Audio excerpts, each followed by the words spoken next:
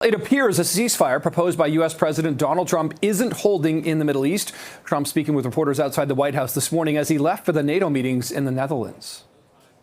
I didn't like the fact that Israel unloaded right after we made the deal. They didn't have to unload. And I didn't like the fact that the retaliation was very strong. But in all fairness, Israel unloaded a lot. And now I hear Israel just went out because they felt it was violated by one rocket that didn't land anywhere. That's not what we want, I'll tell you. And I'm telling you, I'm not happy about that, Israel, either.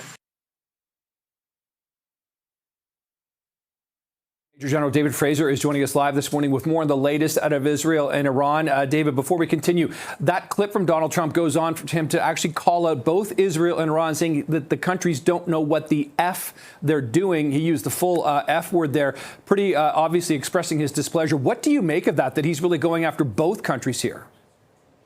Well, I think this really is a function of the credibility of the president to actually broker a ceasefire, but then to have it slip through his hands less than 12 hours later because both sides are firing missiles. And, unconfirmed reports said, there was one missile fired out of Iran that they denied, but then Israel has fired an awful lot back at Iran. So I think, it shows the president is really angry with Israel and Iran. And I think there are going to be a lot of phone calls going back and forth today to tell both sides to cool it. Yeah, what about that? Because it seems not only like there are attacks, it seems missile attacks happening, but it's pretty clear President Trump feels attacked as well, David. So when you've got sort of the instability, and I'm talking about really a trifecta now of instability there, how do you, what are your hopes for a potential real ceasefire to hold when you consider how high emotions seem to be? Well, after any war, the tensions are high on both sides. Both sides were fighting each other, and you just don't stop fighting at the drop of a pin. It takes time. And so, the beginnings of any ceasefire are going to be tenuous. And I think that's what we're saying. I think what has really gotten the president upset is just the size of the response by Israel against Iran. And I think there's going to be some real hard conversations back with Israel to say, hey, look, I've brokered this. I've taken a 12-day war and I've finished it. Don't you just reignite it? So I think this is really something that the president wants terribly. And for the first time, we're seeing him with one of his allies pushing back really hard.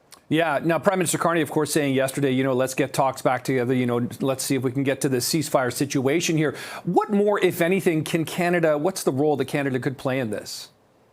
Well, Canada, along with other nations around the world, and I noted this morning that even China, everyone's got to be urging both sides to cool it.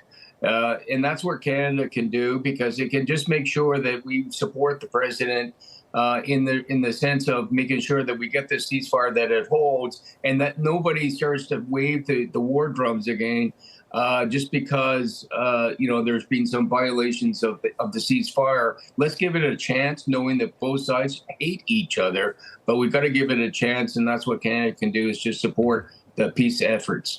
What about Israel, David? They're sort of facing a war on a couple of different fronts here in terms of the threat on them. What do you expect to see out of Israel in the next 24 hours? Is that even predictable at this point?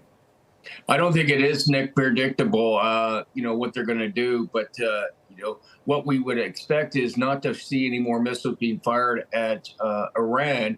But after this is said and done, I think the operations against Gaza are going to pick up tremendously because Israel is going to try to finish off that part of the conflict.